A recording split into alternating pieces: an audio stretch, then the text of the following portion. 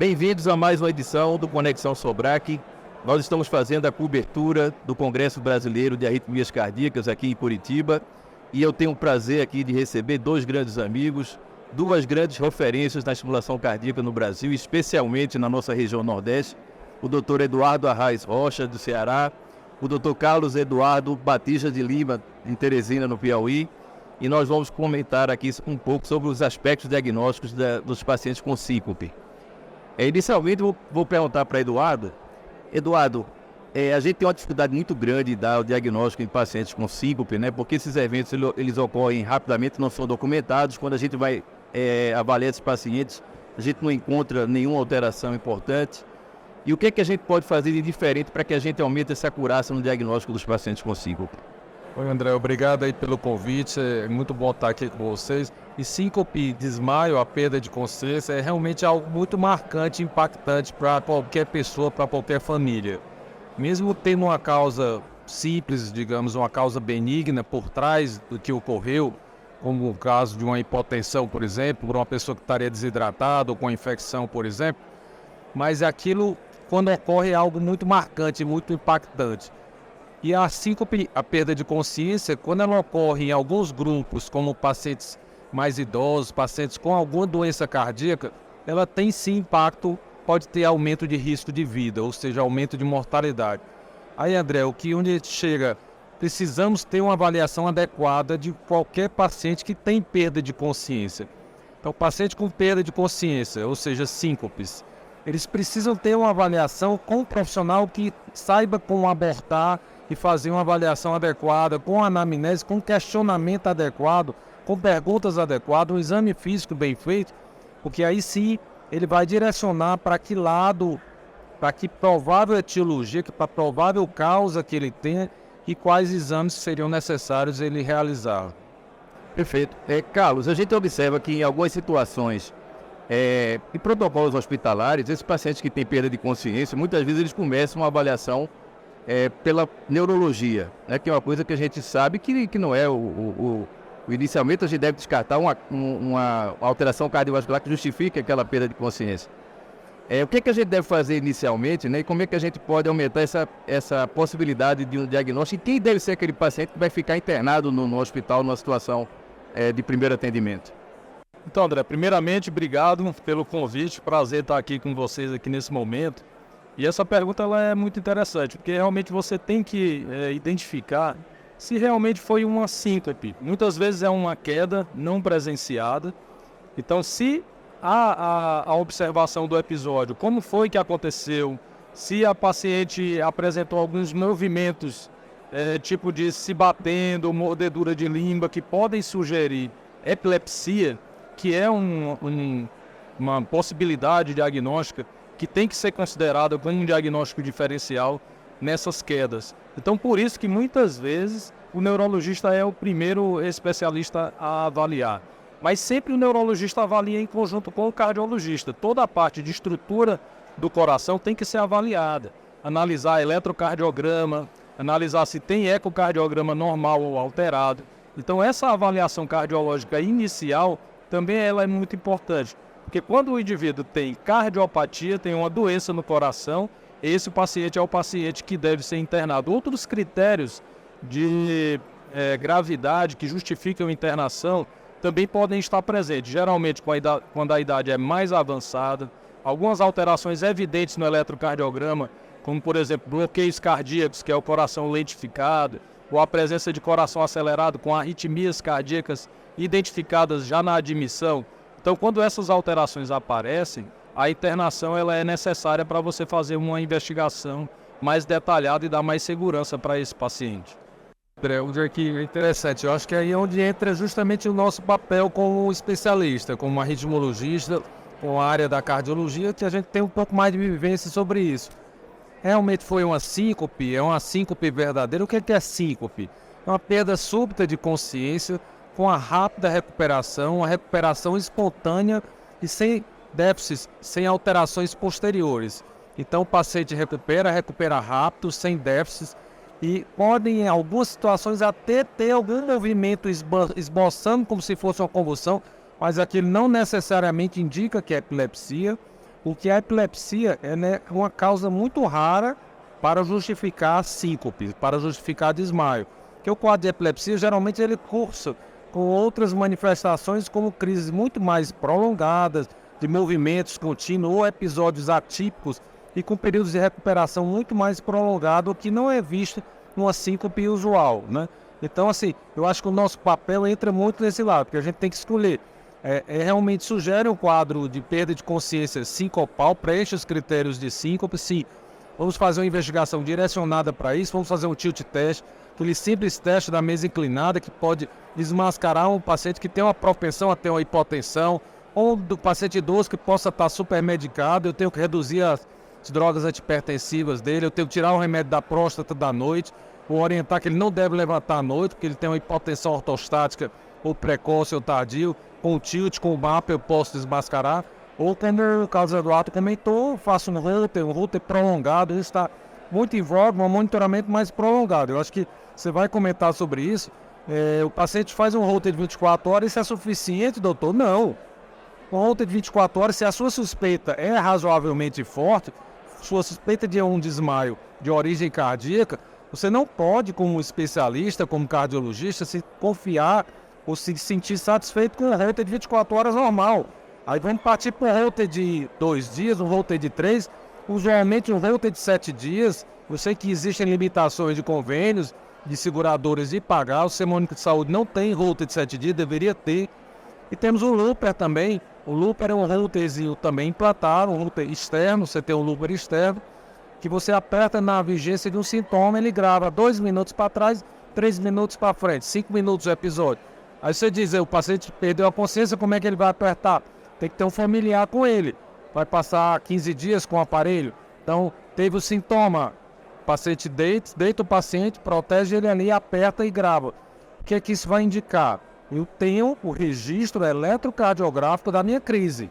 Se foi uma arritmia, se foi uma crise de origem cardíaca grave, provavelmente eu vou conseguir diagnosticar.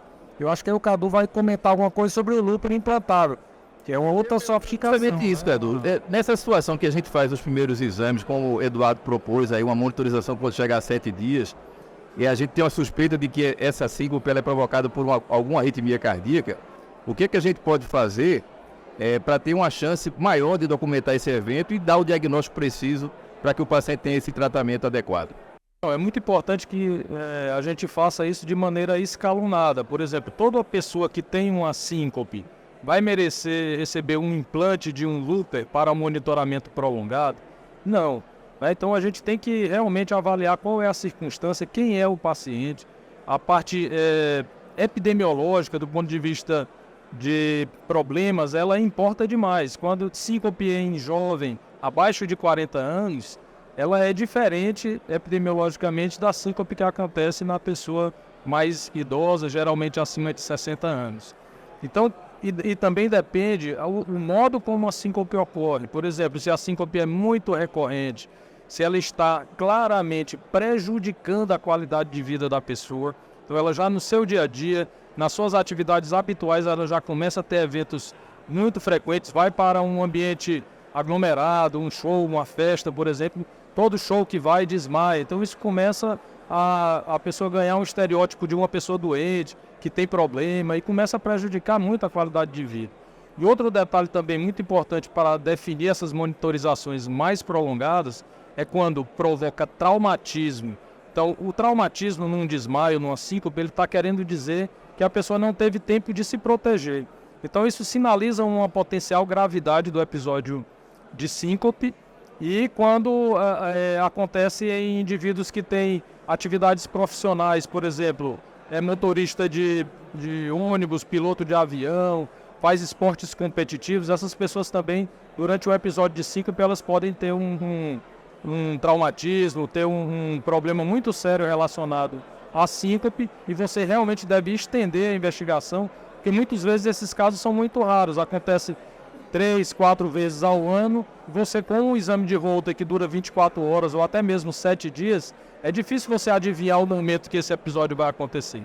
Então, nesses casos, você deve sim lançar mão de um looper implantável para que você possa definir a causa mesmo, se a causa é uma alteração de ritmo cardíaco e dependendo das alterações que apareçam, você pode lançar mão de algumas terapias, como por exemplo, às vezes você pode identificar pausas, né, que são paradas no coração, que são intermitentes, mas que elas têm um tempo muito prolongado, geralmente acima de 6 segundos, mesmo sem sintomas, ou quando acima de 3 segundos com algum tipo de sintomatologia.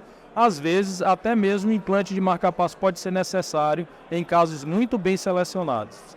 Tanto lembrando é que o Looper ele é como se fosse um pendrivezinho, um aparelho bem pequeno, que é colocado no subcutâneo, e isso, um procedimento de 15 minutos, 20 minutos, é coberto pelos planos de saúde para casos de desmaios recorrentes. E esse aparelho tem uma memória de mais de 2 anos, e aí, como o Carlos Eduardo comentou, existe uma chance altíssima em um paciente tendo uma recorrência desse quadro, você confirmar com a certeza uma probabilidade muito alta se aquilo tem ou não a participação do coração. Uma vez tendo, você tem como ter a documentação, porque essas informações desse aparelho são adquiridas por um computador e você imprime esse traçado, esse eletro daquilo que ocorreu e fica no subcutâneo, aqui abaixo da região peitoral esquerda, e você tem uma durabilidade muito grande, uma memória boa, registra isso e com isso você tem a comprovação, é devido ao coração, é devido a uma arritmia, aquele que causou o desmaio ou não, né? Então esse papel é muito importante. O Looper, eu acho, André, que veio quase que para revolucionar, porque quando a gente começou a trabalhar, Cadu, a gente tinha o quê? 30%, 40%, 50% de estatística, dizia que metade dos casos de diagnóstico de ciclo você não tinha. Hoje, você com a tecnologia do Looper, você não admite mais do que 10, 15%, você não tem um diagnóstico definido para o que ocorreu com a síncope. Se a síncope é avaliada por um especialista adequado, você lança mão de recursos adequados, você tem uma custo-efetividade muito boa em resolver o problema e em dar o diagnóstico. O que é que a gente vê na prática? Na prática, a gente vê esse doente chega na clínica, no consultório, com eletroencefalograma, com a tomografia, um Doppler de carótides, uma ressonância, que no caso de desmaios, obedecendo o critério de síncope que eu mencionei, não tem quase poder diagnóstico. O poder diagnóstico é muito pequeno. Então, perda súbita de consciência com rápida recuperação, sem déficits posteriores, sem períodos de sonolências prolongadas após o episódio, usualmente eles têm causas circulatórias, cardiovasculares ou causas por hipotensão, que são reflexos que levam a quedas de pressão súbitas, né? Para encerrar nossa conversa, uma pergunta para vocês. A gente sabe que os dispositivos vestíveis, né, que hoje estão em voga, são muito úteis para a detecção de algumas arritmias. No contexto da síncope, vocês enxergam algum tipo de utilização desses dispositivos? Acho que aí a grande diferença é exatamente com relação à necessidade ou não do paciente atuar para fazer o diagnóstico. Os aparelhos vestíveis, como um relógio inteligente, ele geralmente precisa que o paciente conecte o outro braço a um botão e espere por 30 segundos para que haja um registro eletrocardiográfico. Então tem que haver uma ação ativa do paciente e durante a síncope isso não acontece.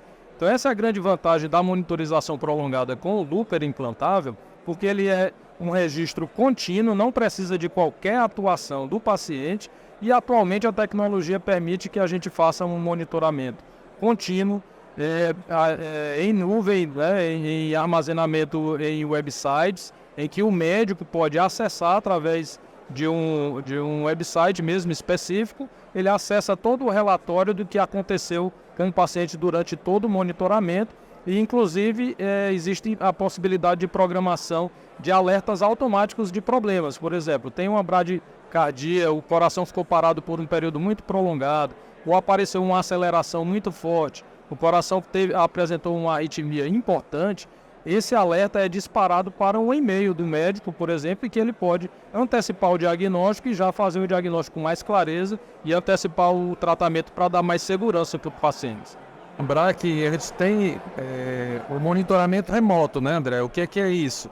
Esses marca-passos de uma forma geral, desfibriladores e o Looper, que é um dispositivo cardíaco, mas que é usado não para tratar e sim para diagnosticar, que esse aparelhinho pequeno que coloca-se na região aqui infrapeitoral esquerda, ele tem a capacidade de ter as informações obtidas praticamente em tempo real, através da leitura dessas informações, através de um dispositivo que você tem em casa, ou o seu próprio celular, dependendo de qual empresa. Essas informações, ou seja, o eletrocardiograma daquele momento em que ocorreu a alteração, ou o eletrocardiograma de alguma alteração importante do ritmo cardíaco, isso pode ser transmitido de uma forma quase que em tempo real para uma central de dados. Essa central de dados filtra essas informações e envia por e-mail do profissional ou da clínica responsável. Então o paciente pode entrar em contato com o profissional, ele acessar o e-mail e ter aquela informação, ou o profissional, ao receber o e-mail, ele também pode avaliar e entrar em contato com o paciente.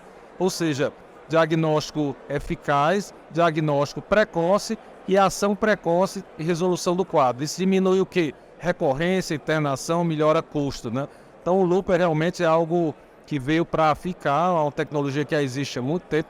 Não sei porque realmente no nosso país ainda o número de dispositivos desses que são colocados ainda é muito pouco em relação à necessidade, mas é algo de impacto que não tem dimensão, se a gente imaginar a custo-efetividade que ele tem, né? Fantástico, né? Um tipo de tecnologia que atualmente não tem como a gente deixar de utilizar para ajudar o nosso paciente. Evolucionou o diagnóstico, como disse. Implantável, sem monitoramento remoto, também não é algo apropriado.